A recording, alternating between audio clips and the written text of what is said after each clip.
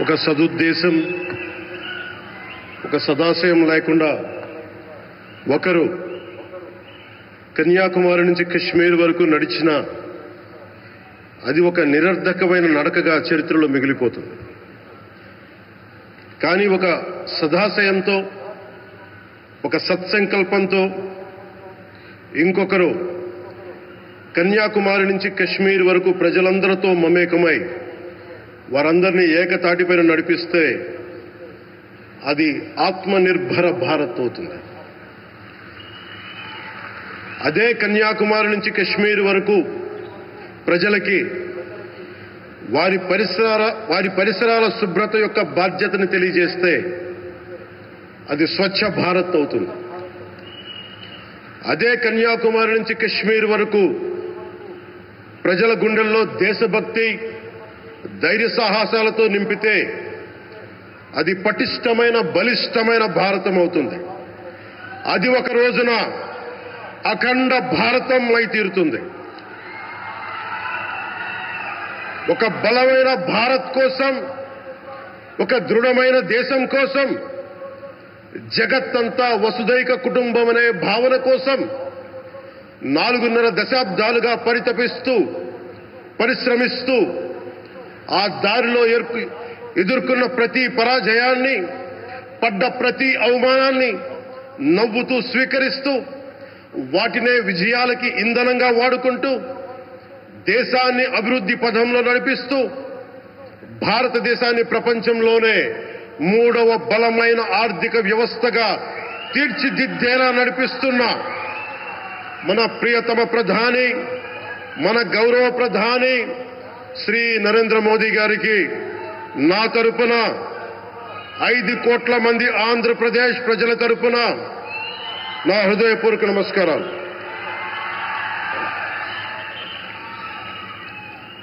విద్యార్థి నాయకుడిగా రాజకీయాల్లో ప్రవేశించి రెవెన్యూ మంత్రిగా, ఆర్థిక మంత్రిగా మొదలై తెలుగుదేశంకి రథసారథి అయి 4వసారి ముఖ్యమంత్రి అయి తెలుగు ప్రజల్ని అభివృద్ధి పదంలో నడిపిస్తున్న దార్శనికులు, రాజకీయ ఉద్దండులు గౌరవ ముఖ్యమంత్రి శ్రీ నారా చంద్రబాబు నాయుడు గారికి నా హృదయపూర్వక నమస్కారం.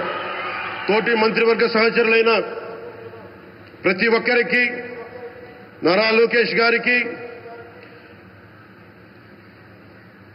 ఎన్డీఏ కూటమి శాసనసభ్యులకి, నాయకులకి, బీజేపీ నాయకులందరికీ పేరు పేరున నా నమస్కారాలు. కార్యకర్తలకి నా హృదయపూర్వక నమస్కారాలు.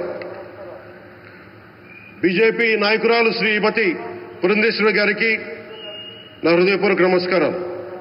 మా ఎన్డీఏ కూటమికి 164 అసెంబ్లీ స్థానాలు, 21 మంది పార్లమెంట్ సభ్యులనిచ్చి మమ్మల్ని వారి విలువైన ఓటుతో వేసి గెలిచిన ప్రతి ఒక్కరికి ఆడపడుచులకి, అక్క చెల్లెలకి, పెద్దలకి, పిన్నలకి, యువతులకి, యువకులకి పేరు పేరున నా హృదయపూర్వక నమస్కారాలు. ప్రజలు ఎన్డీఏ ప్రభుత్వాన్ని నమ్మారు, నిలబడ్డారు.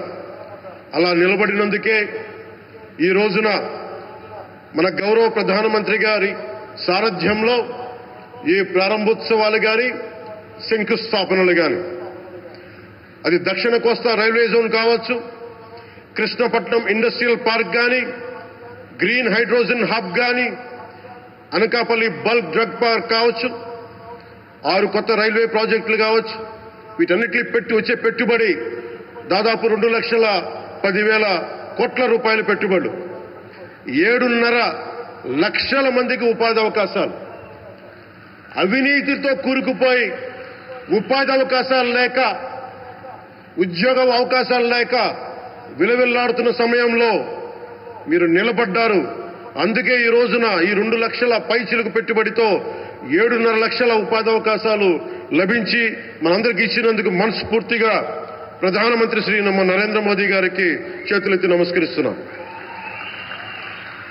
ఇవి కాకుండా కొత్త హైవేల నిర్మాణం, విస్తరణ, అలాగే అమరావతి రాజధానికి పెట్టుబడులు, పోలవరంకి నిధులు, 15th ఫైనాన్స్ కమిషన్ నిధులు కానీ, జల్ జీవన్ మిషన్ కోసం ప్రతి ఇంటికి నీరు, రక్షిత మంచినీరు రావాలి ఆయన ఆకాంక్ష, ఆయన ఆశయం. మనకు గంట కాదు 24 గంటలు రావాలని పడ్డ తపన ప్రధానమంత్రి గారిది. వీటన్నిటికీ చేయగలుగుతున్నాం, ముందు ప్రారంభించామంటే మీరు మా మీద పెట్టిన భరోసా, మా మీద పెట్టిన నమ్మకం, గౌరవ ప్రధానమంత్రి గారి మీద మీరు చూపించిన నమ్మకం. ఈ రోజున అది 2 లక్షల పైచిలకు పెట్టుబడులుగా ఇక్కడికి వచ్చింది. ఎక్కడో మన మారుమూల గ్రామాల్లో 70 సంవత్సరాల పాలనలో గ్రామాలకి రోడ్డు లేదు.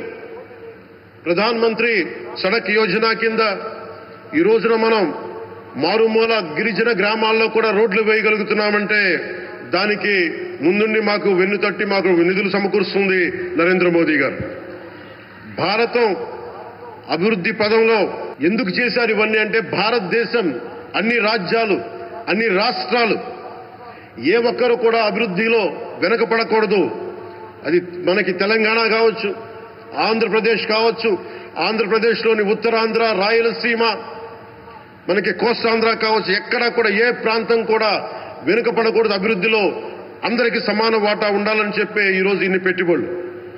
ఈ మోదీ గారి సంకల్పానికి, సహకారానికి, ఆయన గైడెన్స్ కి మనస్ఫూర్తిగా నా కృతజ్ఞతలు.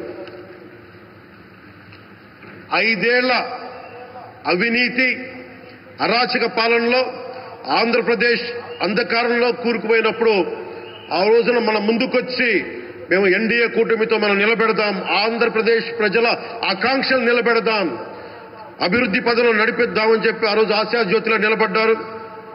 అసలు అభివృద్ధికి ఆస్కారమే లేదు ఆంధ్రాకి అనే స్థితి నుంచి అభివృద్ధి అంటే ఆంధ్రానే అని చెప్పుకునేలా గౌరవ ముఖ్యమంత్రి గారి నాయకత్వం, చంద్రబాబు గారి నాయకత్వంలో, ప్రధానమంత్రి గారి నిర్దేశకత్వంలో, వారి సూచనలతో సహకారంతో కేబినెట్ కానీ, మంత్రివర్గ సహచరులు కానీ, ఎన్డీఏ కూటమి ఎమ్మెల్యేలు కానీ, మేమందరం కార్యకర్తలు అందరం కష్టపడతాం. అహిర్నిశలు రేయం భవళ్లు కష్టపడతాం. దేశ ప్రగతిలో భాగస్వామ్యులవుతాం. మేము ప్రధానమంత్రి గారికి అండగా ఉంటామని తెలియజేసుకుంటూ, ఆంధ్రప్రదేశ్లో ఉన్న ఆంధ్రాకి వెలుగుతో నింపుతున్న మీ నిండు హృదయానికి నా హృదయపూర్వక కృతజ్ఞతలు తెలియజేసుకుంటున్నాను. మరోమారు మీ అందరికీ ధన్యవాదాలు తెలుపుకుంటూ, నమ్మకం పెట్టారు. మీరు పెట్టిన నమ్మకానికి ఈ రోజున 2 లక్షల పైచిలకు పెట్టుబడులు తీసుకొచ్చాం. ప్రధానమంత్రి గారు ఉండటం వల్ల, సమర్థవంతులైన చంద్రబాబు గారు ఉండటం వల్ల మేమందరం నేర్చుకోవడానికి, పనిచేయడానికి సంసిద్ధంగా ఉన్నాం. సో మీరందరూ ఇదే సహకారం ఇవ్వాలని మనస్ఫూర్తిగా కోరుకుంటూ, ఆ భగవంతుడు, ఆ లక్ష్మీ నరసింహుడు ఈ దేశాన్ని మరింత ప్రగతి పదంలో నడిపించేలా గౌరవ ప్రధానమంత్రి శ్రీ నరేంద్ర మోదీ గారికి దీర్ఘాయుష్ ఇవ్వాలి, ఆరోగ్యం ఇవ్వాలని మనస్ఫూర్తిగా కోరుకుంటూ, ఆ లక్ష్మీ నరసింహుడిని వేడుకుంటూ సెలవు తీసుకున్నాను. జై భారత్, జై హింద్.